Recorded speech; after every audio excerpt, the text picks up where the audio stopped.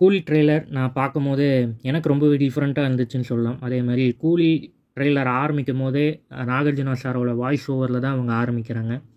இந்த கதை வந்து பார்த்தீங்கன்னா, முழுக்க முழுக்க ஹார்பரில் நடக்கிறது. லோகேஷ் கனகராஜ் எல்லா இன்டர்வியூலையும் சொல்லிட்டாப்புல. அவர் படம் ஸ்டார்ட் பண்ணும்போதே நிறைய விஷயங்கள் அவர் இந்த படத்தோட கதையை பற்றி எல்லாமே பேசிட்டாப்புல. இந்த ட்ரெய்லர் பொறுத்தவரைக்கும் ஒரு ப்ரெடிக்ட் பண்ண முடியாத அளவுக்கு தான் இந்த ட்ரெய்லர் கட் அவங்க ப்ரெசென்ட் பண்ணியிருக்காங்க நம்மளுக்கு. ஸோ இது என்ன மாரி கதைக்களமா இருக்க போகுதுங்கிறது வந்து தெரியல. ஸோ மேபி படம் பார்க்கும்போது கதை புதுசா இருக்கிறதுக்கான வாய்ப்பு அதிகமா இருக்கும்னு நான் நினைக்கிறேன். ஸோ ட்ரெய்லரில் வந்து என்னால எந்த விஷயம் அத சொல்ல முடியல. ஸோ எனக்கு தெரிஞ்ச வரைக்கும் இந்த ட்ரெய்லரில் என்னென்ன விஷயங்கள் வச்சிருக்காங்கங்கிறது வந்து உங்ககிட்ட நான் ஷேர் பண்றேன். ஸோ ட்ரெய்லர் ஃபர்ஸ்ட் ஆரம்பிக்கும்போதே ஒரு பில்டிங்கை காமிக்கிறாங்க. அந்த பில்டிங்கில் வந்து பார்த்தீங்கன்னா, கிங் பின் அப்படின்னு ஒரு பேர் அவங்க மென்ஷன் பண்ணியிருக்காங்க. அது நாகார்ஜுனாவோட ஒரு பிராண்ட் நேமா இருக்கிறதுக்கான வாய்ப்பு இருக்குன்னு நினைக்கிறேன். அதே மாதிரி நாகார்ஜுனா வந்து வாக்கிங் டாக்கில வந்து ஒருத்தர்கிட்ட பேசுறப்பல, எனக்கு தெரிஞ்ச வரைக்கும் ரஜினி சார் கிட்ட பேசுறதுக்கான சீனா இருக்கும்னு நினைக்கிறேன். அவர் ஒரு விஷயத்த அந்த டயலாக்ல சொல்லுவாப்புல, என்ன சொல்லுவாப்புன்னா, "ஒருத்தன் பொறந்த உடனே அவன் சாவுன்னு எப்படி இருக்குங்கிறது நெத்தியில் எழுதிருக்கு போல" அப்படின்னு சொல்லுவாப்புல. அடுத்த ஷாட்டே வந்து பார்த்தீங்கன்னா, ஒரு வாட்ச் ஒரு ஆள வச்சு அவரு அந்த விஷயங்கள் பண்ணிட்டே இருப்பாப்புல வாட்ச் வச்சு.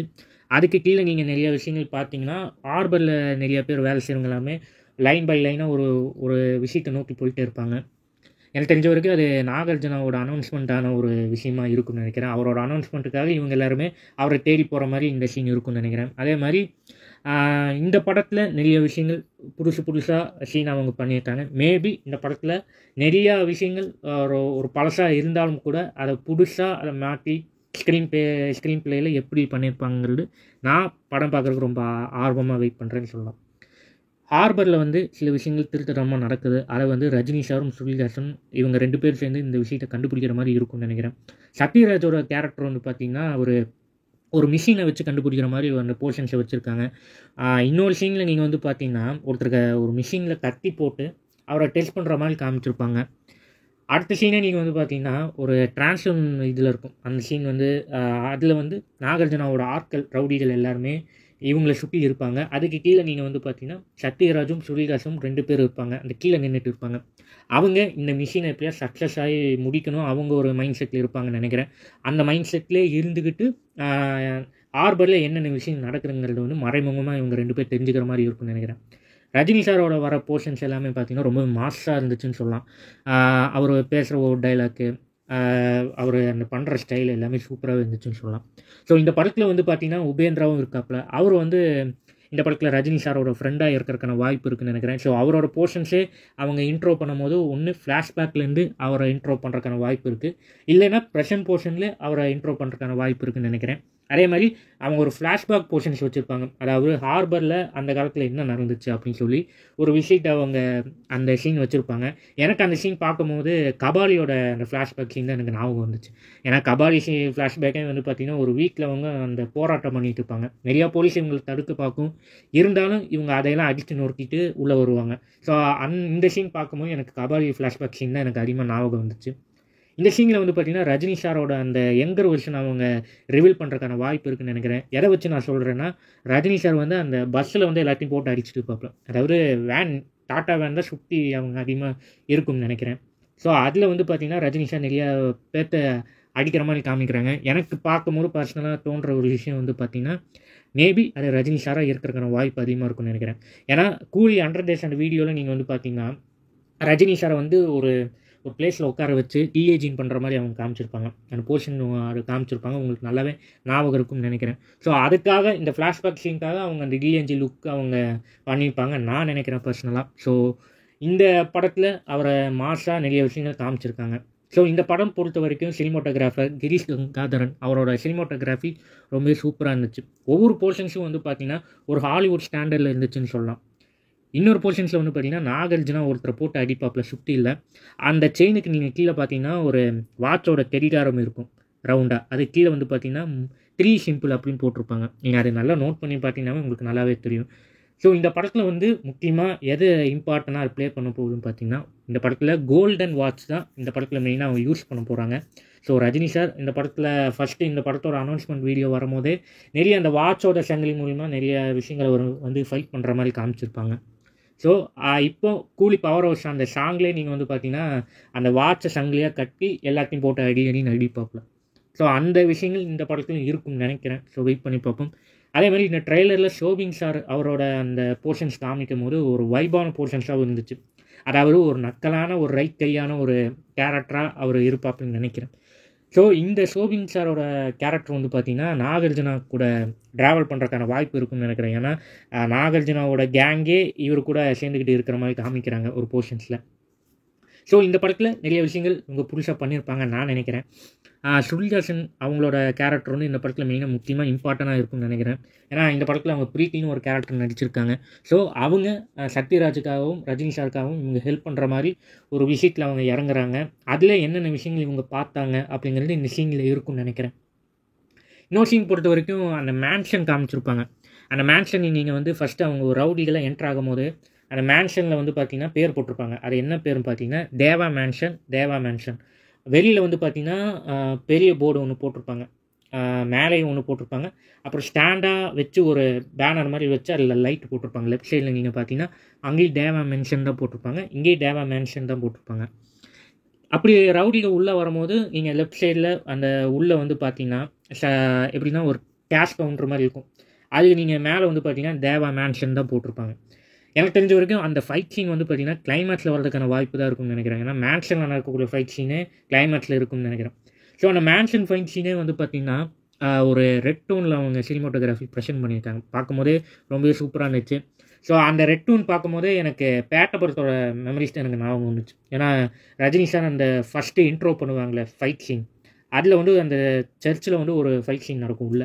அதில் வந்து அந்த சினிமோட்டோகிராஃபியை ரெட் டோன் அவங்க யூஸ் பண்ணியிருப்பாங்க.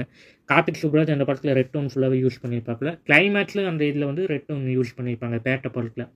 அதே டியூனு இந்த படத்தில் அவங்க யூஸ் பண்ணியிருக்காங்க கூலியில். ஸோ அதை பார்க்கும்போது ரொம்பவே நல்லா இருந்துச்சு. படத்தில் நிறைய ஃபைட் சீன் ரொம்பவே நல்லாயிருக்கும்னு நினைக்கிறேன். ஏன்னா இந்த படத்துக்கு அன்பரியம் மாஸ்டர்ஸ் தான் இந்த ஃபைட்டை கொரியோகிராஃபி பண்ணியிருக்காங்க. மோனிகா சாங் இந்த படத்தில் வர்றதுக்கான போர்ஷன்ஸ் இந்த ட்ரெய்லரில் காமிக்கலை. மேபி ஒருவேளை அவங்க சிங்கிள் ரிலீஸ் பண்ணிட்டனால இந்த போர்ஷன்ஸ் நம்ம வைக்க வேணாம் அப்படின்னு சொல்லியிருப்பாங்களா எனக்கு தெரியல. ஸோ அந்த போர்ஷன்ஸ் வந்துருந்தால் இன்னும் நல்லா இருக்கும்னு நான் நினைக்கிறேன் பர்சனலாக. உங்களோட ஒப்பீனியனுங்கிறது நீங்கள் கீழே கமெண்ட் செக்ஷனில் சொல்லுங்கள். ஸோ இந்த ட்ரெய்லரில் நிறைய விஷயங்கள் இந்த மாதிரி இருக்குது. அதே மாதிரி நாகார்ஜுனா சார் வந்து ஒரு எப்படி சொல்லணும்னா ஒரு நிறையா டிவி இருக்கும், அதில் வந்து நோ கனெக்ஷன் இது மாதிரிலாம் காமிச்சிருப்பாங்க. அப்போ வந்து அதை என்னமோ நினச்சா ஒரு கத்துவாப்பில். அதுக்கப்புறம் ரஜினி சார் அங்கே ஃபைட் பண்ணுற மாதிரி ஒரு போர்ஷன்ஸ்லாம் காமிப்பாங்க. அப்புறம் ரஜினி சார் வந்து ஒரு ஒரு பவுடர் மாதிரி எடுத்து எல்லாம் மூஞ்சியில் அவர் எரிவாப்பில். அப்புறம் அந்த ஃபைட் சீன் காமிக்கும் கூலின்னு போட்டு முடிப்பாங்க. இந்த மாதிரி ஒவ்வொரு விஷயங்கள் இதில் இருக்குதுன்னு சொல்லலாம். அமீர் கான் சாரோட என்ட்ரி வந்து பார்த்திங்கன்னா எனக்கு தெரியும் கிளைமேக்ஸில் வர்றதுக்கான வாய்ப்பு தான் இருக்கும்னு நினைக்கிறேன். ஸோ அவர் வந்து ஒரு ஹெலிகாப்டர் மூலிமா வந்து அவரோட என்ட்ரி இருக்கும்னு நினைக்கிறேன். அடுத்த சீனே வந்து பார்த்திங்கன்னா அமீர் கான் அவரோட கையில் நீங்கள் வந்து பார்த்திங்கன்னா ஒரு இஎம்ஓ அப்படின்னு போட்டிருக்கோம். எனக்கு அந்த பேர் எனக்கு தெரியல. ஸோ எனக்கு நல்லா பார்க்கும்போது எனக்கு தெரிஞ்ச வரைக்கும் இஎம்ஓ தான் போட்டிருந்தாப்புல. அதே மாதிரி அவர் வரக்கான சீன் வந்து பார்த்திங்கன்னா ஒரு சவப்பெட்டி மாதிரி வச்சுருப்பாங்க 2. அதில் வந்து பார்த்திங்கன்னா 2 ஃபாதர் நின்றுட்டு இருப்பாங்க. அதை பார்க்கும்போது எனக்கு லியோ தான் எனக்கு ஞாபகம் இருந்துச்சு. ஏன்னா சஞ்சய் தத் வந்து ஒரு மூட நம்பிக்கையில் இருப்பாப்புல. அவர் வந்து நிறைய விஷயங்கள் இந்த விஷயங்கள் பண்ணுறக்காக ஒருத்தரை பழி கொடுப்பாப்புல. அது விலங்குலேருந்து மனுஷன் வரைக்கும் எல்லாத்தையும் பழி கொடுத்துக்கிட்டே இருப்பாப்புல. அப்படி வந்து அதில் விஜய் சாரும் விஜய் சிஸ்டர் அவங்க 2 பேர்த்தையும் பழி கொடுக்குறதுக்காக அந்த சீன் வச்சுருப்பாங்க. ஸோ இந்த அந்த அந்த எப்படி சொல்லணும்னா அந்த சிலுவை பார்க்கும்போது எனக்கு லியோ தான் தோணுச்சுன்னு சொல்லலாம். சவப்பெட்டி பார்க்கும்போது எனக்கு லியோ படத்தோட நான் வந்து அறிமுகம் வந்துச்சுன்னு சொல்லலாம். இதே மாதிரி படத்தில் சில விஷயங்கள் விக்ரமோட சாயலும் இருக்குது, லியோவோட சாயலும் இந்த படத்தில் அதிகமாக இருக்குதுன்னு சொல்லலாம். பேசிக்காக லோகேஷ் கனகராஜோட மூவிஸில் வந்து பார்த்திங்கன்னா ஒரு வழக்கமாக இந்த போதை கருத்து பின்னணி வச்சு தான் அவர் எப்போவுமே படமே எடுப்பாப்புல. ஆனால் ஃபார் ஃபஸ்ட் டைம் அவர் வந்து இந்த கோல்டன் ஸ்மிக்லிங் அவர் ஃபஸ்ட் டைம் அந்த கதையை அவர் எடுத்திருக்காப்புல. ஆனால் இந்த மாதிரி கோல்டன் ஸ்மிக்லிங் கதை வந்து நிறைய படத்தில் வந்துருச்சு. ஃபார் எக்ஸாம்பிள் நீங்கள் வந்து பார்த்திங்கன்னா ரஜினி சார் நடித்த பழைய படம் தீ படத்திலே ஆர்பர் கருத்தில் பேஸ் பண்ணி அந்த படத்தை எடுத்திருப்பாங்க. ஸோ அதுக்கப்புறம் கூலியில் தான் இந்த ஆர்பர் கருத்தில் அது மாதிரி வச்சுருக்காங்கன்னு சொல்லலாம். ட்ரெய்லர் பொறுத்த வரைக்கும் கதையை நம்மளால் கெஸ் பண்ண முடியாத அளவுக்கு அவங்க ட்ரெய்லர் நம்மளுக்கு ப்ரெசென்ட் பண்ணியிருந்தாங்க. ஏன்னா நான் பார்க்கும் போதே சின்ன சின்ன விஷயங்கள் ரொம்ப நல்லா இருந்துச்சுன்னு சொல்லலாம். ரஜினி சார் வந்து ஒரு ஃபைட் சீனில் அந்த கிளைமேக்ஸ் மேன்ஷனில் வந்து நிறைய லேடிஸ் அவங்க வந்து அட்டாக் பண்ணுற மாதிரி காமிப்பாங்க. அது வந்து ரஜினி சார் ஒருத்தர் கத்தி பிடிக்கும் போது ஸ்ருதிஹாசனுக்கு பக்கத்தில் நீங்கள் வந்து பார்த்தீங்கன்னா பிகில் ஒரு ஹீரோயின் நடிச்சிருப்பாங்க. அவங்க மூஞ்சில் ஆசிட் கூட அடிச்சிருவாங்களே, அந்த ஹீரோயின் வந்து பார்த்திங்கன்னா இந்த கூலி படத்தில் இருக்காங்க. நீங்கள் நல்லா நோட் பண்ணி பாருங்கள். ஸோ இந்த மாதிரி ஒரு சின்ன சின்ன விஷயங்கள் இந்த படத்துக்குள்ளே அவங்க வச்சுருக்காங்க. இந்த ட்ரெய்லரே கதையை என்ன மாதிரி கதை இவங்க பண்ணியிருக்காங்க அப்படின்னு என்னால் சொல்லவே முடியல. ஸோ நான் இந்த ட்ரெய்லரில் பார்த்த ஒவ்வொரு விஷயத்தை மட்டும்தான் உங்கள்கிட்ட நான் வந்து ஷேர் பண்ணியிருக்கேன். இந்த மாதிரி ஒவ்வொரு விஷயங்களும் இந்த ட்ரெய்லருக்குள்ளே வச்சுருக்காங்க. ஸோ ஆகஸ்ட் 14 வெயிட் பண்ணி பார்ப்போம். இந்த படம் நம்மளுக்கு என்ன மாதிரி ஒரு படமாக இவங்க ப்ரெசென்ட் பண்ணியிருக்காங்கிறத ரிலீஸ் அன்னைக்கு வெயிட் பண்ணி பார்ப்போம். இன்னொரு ஷாட்டில் வந்து பார்த்திங்கன்னா ரஜினி சார் வந்து ஒரு ரிப்போர்ட் இழுத்துட்டு வர மாதிரி காமிக்கிறாங்க. ஃப்ளாஷ்பேக் சீன் நீங்கள் அது நல்லா நோட் பண்ணிங்கன்னா தெரியும். அப்புறம் அவர் கையில் வந்து அந்த ஒரு வெப்பனை வச்சுருக்காப்புல. அந்த வெப்பனை நீங்கள் வந்து பார்த்திங்கன்னா நேற்று கூலி படத்தோட அந்த சென்சார் சர்டிஃபிகேட் அவங்க ஒரு போஸ்டர் அவங்க ரிவீல் பண்ணியிருந்தாங்களே, ரஜினி சார் கூட வந்து அந்த ஒரு விஷயம் அப்படி கிழிச்சிக்கிட்டு வர மாதிரி காமிச்சிருப்பாங்களே, அதில் அந்த வெப்பன்ஸை வந்து இந்த ட்ரெய்லரில் அவங்க மென்ஷன் பண்ணியிருக்காங்க. அதுவும் ரொம்ப சூப்பராக இருந்துச்சுன்னு சொல்லலாம். ஒரு ரஜினி சார் அந்த கண்ணை காமிக்கிற அந்த லுக்கெல்லாம் வந்து பார்த்திங்கன்னா வேறு லெவல். ஸோ அதுதான் ரஜினிஷம் சொல்லுவோம். இந்த மாதிரி இப்போ அந்த அவர் பண்ணுற ஒவ்வொரு விஷயமும் சூப்பராகவே இருந்துச்சு. அவர் பேசுகிற ஒவ்வொரு டைலாக்கும் சரி. அப்புறம் இன்னொரு போர்ஷன்ஸில் வந்து பார்த்திங்கன்னா மேன்ஷனில் ஒரு ஃபைட் நடக்கும். அவர் என்ன சொல்லுவாப்புலன்னு பார்த்தீங்கன்னா எறாண்ட கொக்கி அப்படின்னு சொல்லுவாப்புல. அதெல்லாம் சூப்பராகவே இருந்துச்சு. ஸோ இந்த மாதிரி ஒவ்வொரு சில சீன்ஸ் நம்மளுக்கு ரொம்ப பிடிச்சிருந்துச்சுன்னு சொல்லலாம். அமீர் கான் சார் வர என்ட்ரி எல்லாமே பார்த்திங்கன்னா அவர் ஒரு விஷயத்தை பேசி முடித்ததுக்கப்புறம் அவர் வந்து நிறையா பேர்த்து கன்னில் சுடுற மாதிரி ஒரு ஷாட் வச்சுருக்காங்க. அந்த ஷாட் பார்க்கும்போது எனக்கு ரோலெக்ஸ் கேரக்டர் எனக்கு அதிகமாக ஞாபகப்படுத்துச்சு. ஸோ அமீர் கான் சார் இந்த கேரக்டர் ஃபஸ்ட் டைம் பண்ணுறாப்புல. இது எப்படி இருக்க போகுதுங்கிறது நம்ம மூவி அன்னைக்கு நம்ம பார்ப்போம். ஷாட் வந்து பார்த்திங்கன்னா ரஜினி சார் ஏதோ ஒரு விஷயத்தை வந்து யாரையோ பார்த்து முறைக்கிற மாதிரி இருக்கும்னு நினைக்கிறேன். ஸோ இன்னொரு நீங்கள் நாகார்ஜுனா சார் பேசி முடிச்சதுக்கப்புறம் ஒரு அங்கங்கே அந்த ரெஸ்ட் இன் பீஸ் மாதிரி ஒரு ப்ளேஸ் காமிப்பாங்களே, அந்த இடத்துல தான் ரஜினி சாரை யாரோ புதைக்கிற மாதிரி இருக்கும்னு நினைக்கிறேன். ஸோ அவர் வந்து அப்படியே பார்த்து கீழே பார்க்கும்போது அவர் யாரையோ பார்த்து முறைக்கிற மாதிரி இருக்கும். இல்லைனா யாரையோ அவரோட ஃப்ரெண்டு செத்துருப்பாங்கன்னு நினைக்கிறேன். அதில் வந்து அவர் புதைக்கிற மாதிரி ஒரு சீனாக இந்த சீன் இருக்கும்னு நினைக்கிறேன்.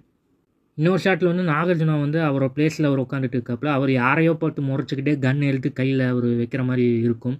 அதில் மேபி ரஜினி சார் அந்த இடத்துக்கு வந்து இவங்களை ஒரு விஷயத்தை அவங்கள பண்ண வைக்கிற மாதிரி இருக்கும்னு நினைக்கிறேன். ஏன்னா நாகார்ஜுனா சார் வந்து அந்த கண்ணை எடுத்து அப்படி முறைச்சி பார்த்துக்கிட்டே இருப்பாப்புல. அந்த மாதிரி தான் இந்த சீன் ப்ளேஸ் பண்ணியிருப்பாங்கன்னு நினைக்கிறேன். அவர் நாகார்ஜுனாவுக்கு நீங்கள் முன்னாடி வந்து பார்த்தீங்கன்னா அவர் கைதி படத்தில் ஒரு போலீஸ் கேரக்டர் பண்ணியிருப்பாப்புல. நம்ம முன்னாடி வீடியோ நம்ம சொல்லியிருந்தோம்ல, அவர் ஒரு போலீஸாக இருப்பாப்புல. அவர் அர்ஜுன் தாஸோட கேங்கில் வந்து ஒரு ஸ்பையாக வேலை பார்த்துட்டு இருப்பாப்புல. அவர் நிறைய இன்ஃபர்மேஷன் ஆக்டர் நரேனுக்கு வந்து அவர் இன்ஃபர்மேஷன் அனுப்பிக்கிட்டே இருப்பாப்புல. ஸோ அவரோட கேரக்டர் வந்து இந்த படத்துலையும் இருக்குது. இன்னொரு ஷாட் வந்து பார்த்திங்கன்னா ஸ்ருதிஹாசன் வந்து யாரையோ அவங்க வந்து தள்ளிட்டு போகிற மாதிரி காமிக்கிறாங்க. ஏதாவது வண்டி வச்சு அவங்க தள்ளிட்டு போகிற மாதிரி காமிக்கிறாங்க. எனக்கு தெரிஞ்ச வரைக்கும் அந்த இவங்க மிஷினில் ஒரு டெஸ்ட் பண்ணிகிட்டு இருக்காங்க. அவங்க அந்த மிஷினில் அவங்க இறந்து போயிடுறாங்க. அதுக்கப்புறம் இவங்க பாடியை டிஸ்போஸ் பண்ணுறதுக்காக திருத்தனமாக நிறைய விஷயங்கள் அவங்க யாருக்கும் தெரியும், போலீஸுக்கு தெரியாமல் இவங்க தள்ளிட்டு போகிற மாதிரி இருக்கும் இந்த சீன். மெஷின் வந்து பார்த்திங்கன்னா அவங்க ஒரு ஆட்களை யாரோ அவங்க சுற்றி நின்று அட்டாக் பண்ணுற மாதிரி காமிக்கிறாங்க. அதுக்கு நீங்கள் ரைட் சைடில் வந்து பார்த்தீங்கன்னா அந்த சீனை நீங்கள் நல்லா நோட் பண்ணி பார்த்தீங்கன்னா ஒரு ஆர்பர் வண்டி நிற்கும். அந்த வண்டியில் தான் அமீர் கான் கடைசியில் ஒரு என்ட்ரி ஆகும்போது அந்த ஆர்பர் வண்டி நிற்கும். அதே வண்டி கிளைமேக்ஸில் அமீர் கான் அந்த என்ட்ரு ஆகும்போது அந்த இதில் வச்சுருப்பாங்க. அமீர் கான் கூட கையை 2 பக்கம் விரிச்சிக்கிட்டு வருவாப்பில்ல, அதில் வந்து அந்த ஆர்பர் வண்டி அப்படியே நிற்கும். எக்ஸாக்டாக இந்த சீனில் நீங்கள் வந்து பார்த்தீங்கன்னா அந்த வண்டி ரைட் சைடில் நிற்கிது. நீங்கள் நல்லா நோட் பண்ணி பாருங்கள். நெக்ஸ்ட் ஷாட் வந்து பார்த்தீங்கன்னா ரஜினி சார், ஸ்ருதிஹாசன் இவங்க 2 பேர் இருக்காங்க. அவங்கள சுற்றி நாகார்ஜுனா சாரோட கேங் வந்து அப்படியே இருக்காங்க. அதில் வந்து ஷோபின் சார் வந்து ரஜினி சார் அப்படியே கிட்ட க்ளோஸ்அப்பில் வந்து ஃபேஸ் ஆஃப் பண்ணுற மாதிரி ஒரு சீன் வச்சுருக்காங்க. எனக்கு தெரிஞ்ச வரைக்கும் ரஜினி சார் இந்த விஷயங்கள் பண்ணுறாப்பின்னு அவங்க ஒரு வழியாக அப்படியே தெரிஞ்சுக்கிறாங்க. அதுக்கப்புறம் ரஜினி சாரை இவங்க எப்படி இதில் இந்த பிரச்சனையில் கொண்டு வர்றாங்க அப்படி தான் இந்த சீன் அவங்க ப்ளேஸ் பண்ணியிருப்பாங்கன்னு நினைக்கிறேன். பர்சனலாக எனக்கு தோன்ற விஷயங்கள் நான் வந்து இதில் ஷேர் பண்ணுறேன். ஸோ படத்தில் இந்த சீன் எப்படி வேணாலும் இருக்கலாம். ஆக்சுவலாக இது ஒரு மாஸ் சீனாக இருக்கலாம். ஸோ இது ஒரு ஃபைட் சீனாகவும் கூட இருக்கலாம். நெக்ஸ்ட் ஷாட் வந்து பார்த்திங்கன்னா சத்யராஜ் ரஜினி சார்கிட்ட வந்து ஒரு விஷயம் சொல்லுவாப்ப, நீ ஏன் இங்கே வந்த. அதுக்கப்புறம் இன்னொரு ஷாட்டில் நீங்கள் வந்து பார்த்துருந்தீங்கன்னா ஒரு ஆர்பர் ஓப்பன் பண்ணும்போது சத்யராஜோட வாய்ஸ் ஓவர் கேட்கும். அதாவது 30 வருஷமாக நான் அவனை ஆஃபில் தான் வச்சுருந்தேன், ஆனால் இப்போ அவனை நான் கொண்டு வரதுக்கான ஒரு வழி வந்திருக்கு அப்படின்னு சொல்லியிருப்பப்ப. ஸோ இந்த படத்தில் வந்து பார்த்திங்கன்னா Rajini sir, Sathyaraj sir, Upendra sir இவங்க 3 பேரும் ஒரு ஃப்ரெண்ட்ஸாக இருக்கிறதுக்கான வாய்ப்பு இருக்குதுன்னு நினைக்கிறேன். ஸோ அதில் பார்க்கும்போது அவங்க 2 பேரும் பேசுகிற மாதிரி ஒரு ஃப்ரெண்ட்ஸ் எப்படி கேஷுவலாக பேசுவாங்க அதே மாதிரி தான் இந்த சீன்லையும் பேசுகிறாங்க. எனக்கு தெரிஞ்ச வரைக்கும் Rajini sir, Sathyaraj sir, Upendra sir இவங்க 3 பேருமே ஒரு க்ளோஸ் ஃப்ரெண்ட்ஸாக இருக்கிறதுக்கான வாய்ப்பு இருக்குன்னு நினைக்கிறேன். இவங்க 3 பேருமே ஹார்பரில் என்னென்ன விஷயம் நடக்குங்கிறத இவங்க ஒவ்வொரு பக்கமாக இருந்துக்கிட்டு ஒரு இன்ஃபர்மேஷன் அனுப்புகிறாங்க நான் நினைக்கிறேன். ஸோ இந்த படத்தில் எப்படி அவங்க இந்த கேரக்டரை அவங்க எப்படி ப்ரெசென்ட் பண்ணியிருப்பாங்கிறத நான் ரொம்ப ஈகராக வெயிட் பண்ணுறேன். இன்னொரு ஷாட்டில் வந்து ஸ்ருதிஹாசன் ஒரு வாய்ஸ் ஓவர் கேட்கும். அதாவது ரஜினி சார்கிட்ட அவங்க பேசிகிட்டு இருப்பாங்க. அதாவது அவங்க என்ன சொல்லுவாங்கன்னா, நீங்கள் தனியாக இருந்து வாழ்ந்துட்டீங்க, நான் அப்படி கிடையாது, எனக்கு எங்கள் அப்பா ரொம்ப முக்கியம் அப்படின்னு சொல்லும்போது ரஜினி சார் கை தட்டிகிட்டே சிரிச்சுட்டு சூப்பர், அவர் வேணால் உனக்கு அப்பாவாக இருக்கலாம், ஆனால் அவன் என் ஃப்ரெண்டு அப்படின்னு சொல்லுவாங்க. அந்த சீன்லாம் வந்து பார்த்திங்கன்னா ரொம்ப சூப்பராக இருந்துச்சு. அதுக்கப்புறம் அவர் காப்பு கையில் எடுத்து விட்டுட்டு அந்த டைலாக் தான் சொல்லுவாப்பில், டே எர்றா அந்த கொக்கியை அப்படின்னு சொல்லுவாப்பில். அதில் தான் கூஸ் பம்ப்ஸான சீன். இன்னொரு சீன் நீங்கள் வந்து பார்த்தீங்கன்னா ஒரு ஷாட் வச்சுருப்பாங்க. அந்த ஷாட்டில் வந்து ரஜினி சார் எல்லாத்தையும் போட்டு அடிச்சுட்டு பார்ப்பல. அந்த சீன் வந்து பார்த்திங்கன்னா ஏதோ ஒரு பார்க்கிங் ஏரியா இல்லைன்னா ஏதோ ஒரு மெட்ரோ ட்ரெயின் பிளேஸில் நடக்கக்கூடிய ஒரு ஃபைட் சீனாக இருக்கும்னு நினைக்கிறேன். ஆனால் பார்க்கும்போது நிறைய கார் வந்து நிற்கிற மாதிரி இருக்கும்னு நினைக்கிறேன். ஒருவேளை கார் மெக்கானிக் சென்டரில் இந்த ஃபைட் சீன் நடக்கிற மாதிரி இருக்கும்னு நினைக்கிறேன். ஸோ எப்படி இந்த ஃபைட் சீன் ப்ரெசென்ட் பண்ண போகிறாங்கிறது நான் ஈகராக ரொம்ப வெயிட் பண்ணுறேன். இன்னொரு ஷாட்டில் வந்து பார்த்திங்கன்னா ஹார்பரை கப்பலில் வந்து நிறைய விஷயங்கள் அவங்க வெடிக்க வைக்கிறாங்க. யாரோ அங்கே வெடிக்கிறது யாரோ பார்க்குறாங்க. அது எனக்கு தெரிஞ்ச வரைக்கும் உபேந்திர சாரோட கண்ணாக இருக்கலாம், இல்லைன்னா நாகார்ஜுனா சாரோட கண்ணாகவும் இருக்கலாம். ஸோ அங்கே வந்து யாரோ பாம் பிளாஸ்ட் பண்ணிகிட்டு இருக்காங்க. இவங்க யாரோ இப்படி மறைமுகமாக நின்று வாட்ச் பண்ணிட்டு இருக்கிற மாதிரி இந்த சீன் இருக்கும்னு நினைக்கிறேன். ஸோ அங்கே வந்து நம்ம இடத்த அவங்க எரிச்சிட்டாங்க, ஸோ இது விட்டு வைக்கக்கூடாது அப்படின்னு சொல்லி இந்த சீன் அவங்க இருக்கலாம்னு நினைக்கிறேன். இன்னொரு ஷாட்டில் வந்து ஸ்ருதிஹாசனை வந்து யாரோ இழுத்துட்டு போகிற மாதிரி நினைக்கிறேன். ஸோ அந்த சீக்வன்ஸ் பார்க்கும்போது ஸ்ருதிஹாசன், சத்யராஜ் சார் இவங்க 2 பேரும் தங்கியிருக்க இடமா இருக்கும்னு நினைக்கிறேன். ஸ்ருதிஹாசன் யாரையோ பார்த்துக்கிட்டு அவங்க அழுத்துக்கிட்டு போகிற மாதிரி காமிக்கிறாங்க. அதில் ஒரு கை வந்து அவங்கள இழுத்துட்டு போகிற மாதிரி காமிக்கிறாங்க. எனக்கு தெரிஞ்ச வரைக்கும் சத்யராஜ் சார் வந்து இந்த விபத்தில் இறந்துருவாங்க. ஸோ அந்த ஒரு எமோஷன்ஸ்லேயே அவங்க போகிற மாதிரி இந்த சீன் இருக்கும்னு நினைக்கிறேன். நெக்ஸ்ட் ஷாட் வந்து ரஜினி சார் அந்த சிட்குடு வைப்பு வந்து டான்ஸ் ஆடும்போது அவர் இந்த போர்ஷன்ஸ் வந்து பார்த்திங்கன்னா அவர் படுத்துக்கிட்டு ஆடுற மாதிரி இருக்கும். இவங்க எல்லாத்தையும் அங்கே ஆடுறவங்க எல்லாம் ரவுண்டாக நின்று இவங்க டான்ஸ் ஆடுற மாதிரி இருக்குது. இந்த சீன் வந்து பார்த்திங்கன்னா ரொம்ப சூப்பராக இருந்துச்சு. அப்புறம் நாகார்ஜுனாக்கு அங்கே ஒரு சாங் இவங்க வச்சுருப்பாங்கன்னு நினைக்கிறேன். இந்த ஷாட்டில் வந்து அவர் டான்ஸ் ஆடுற மாதிரி இருக்கும். அதாவது ரவுடி கேங்ஸோட இவர் டான்ஸ் ஆடுற மாதிரி காமிக்கிறாங்க. ஸோ இந்த சீன் வந்து பார்த்திங்கன்னா ஒரு ஒயிட் அண்ட் கோட் போட்டிருக்காப்புல. அதே இந்த சீன் நீங்கள் நல்லா ஞாபகம் வச்சுக்க பாருங்கள். இந்த ஒயிட் அண்ட் கோட்டில் வந்து ஒரு ஆளை பிடிச்சி அடிப்பாப்புல சுற்றியில். அடிச்சதுக்கப்புறம் அவங்க எல்லாமே தெரிச்சு ஓடுவாங்க. அந்த ஒரு ஷாட் வச்சுருப்பாங்க. அதில் தான் நாகார்ஜுனா சாரோட செயினில் வந்து அந்த கெடிகாரம் இது போட்டிருக்கும், முள் இது மாதிரி போட்டு கீழே வந்து 3 சிம்பிள் போட்டிருக்கும். ஸோ அது மாதிரி அவர் அந்த ஒருத்தரை போட்டு அடிச்சுட்டு வந்ததுக்கப்புறம் இவர் ரவுடி கேங் கூட வந்து டான்ஸ் ஆடுற மாதிரி இருக்கும்னு நினைக்கிறேன். அப்புறம் ஷோபின் சாரோட டான்ஸ் இந்த போர்ஷனில் காமிச்சிருக்காங்க. அதுக்கப்புறம் ரஜினி சார் ஒருத்தர் போட்டு எல்லாம் அடித்து முடித்ததுக்கப்புறம் கூலிங் டைட்டில் வருது. டைட்டில் வந்ததுக்கப்புறம் ரஜினி சார் வந்து அந்த கிளைமேக்ஸ் போர்ஷனில் வரது அந்த சீன் காமிச்சிருப்பாங்க. இந்த தேவா யாருன்னு தெரிஞ்சதுக்கப்புறம் நீ என்கிட்ட மோதுறில்லை அப்படின்னு சொல்லி அவர் அந்த சிகரெட் போட்டுட்டு ரைட் சைடில் மூவ் பண்ணும்போது வின்டேஜ் ரஜினி சார் அதை காமிச்சிருப்பாங்க. இந்த சீன் தான் இந்த படத்தில் ஹைலைட்டே சொல்லலாம். ஸோ அதுக்கப்புறம் அந்த வின்டேஜ் ரஜினியை காமிக்கிறாங்க. அதுக்கப்புறம் written and directed by Lokesh Kanagaraj போட்டுறாங்க. இந்த ட்ரெய்லர் முடியுது. ஸோ எனக்கு இந்த ட்ரெய்லர் பார்க்கும்போது ரொம்பவே நல்லா இருந்துச்சு. கண்டிப்பாக இந்த படம் வந்து பார்த்திங்கன்னா ஒரு டிஃப்ரெண்ட்டான ஜானரில் இருக்கும். என்ன தான் இந்த கதை வந்து ஒரு ஹார்பர் பேஸ்டு ஸ்டோரி நிறையா படங்கள் வந்தாலும் கொஞ்சம் பழசாக இருந்தாலும் இவர் ஸ்க்ரீன் ப்ளேயில் கொஞ்சம் நல்லா சேஞ்ச் பண்ணி நம்மளுக்கு இந்த படத்தை ரொம்ப அழகாகவே அவர் ப்ரெசென்ட் பண்ணி பார்ப்பேன்னு நான் 100% நம்புகிறேன். ஸோ லோகேஷ் கனகராஜோட ஃபிலிம் மேக்கிங் வந்து எனக்கு ரொம்பவே பிடிக்கும். ஸோ அந்த ஸ்டைலே இந்த கூலி அவர் ப்ரெசென்ட் பண்ணியிருப்பாப்புன்னு நினைக்கிறேன். ஸோ இன்னும் படம் ரிலீஸ் ஆகிறதுக்கு இன்னும் 2 வாரங்கள் இருக்குது. ஸோ வெயிட் பண்ணி பார்ப்போம். August 14th இந்த படம் எப்படி இருக்க போகணுங்கிறது நம்ம ரிலீஸ் அன்றைக்கி பார்த்துடலாம். ஸோ இதான் இந்த ட்ரெய்லரில் நான் பார்த்த விஷயங்கள் வந்து உங்கள்கிட்ட நான் ஷேர் பண்ணியிருக்கேன். ஸோ இந்த வீடியோ உங்களுக்கு பிடிச்சிருக்குன்னு நான் அதிகமாக நம்புகிறேன். இன்றைக்கான வீடியோ இவ்வளோ தான். உங்களை அடுத்த வீடியோவில் வந்து சந்திக்கிறேன். So thank you, be safe and once again this is FT சினிமாக்காரன். நான் உங்கள் பிரணவ். தேங்க்யூ. மறக்காமல் இந்த சேனலுக்கு சப்ஸ்கிரைப் பண்ணிடுங்க. தேங்க்யூ.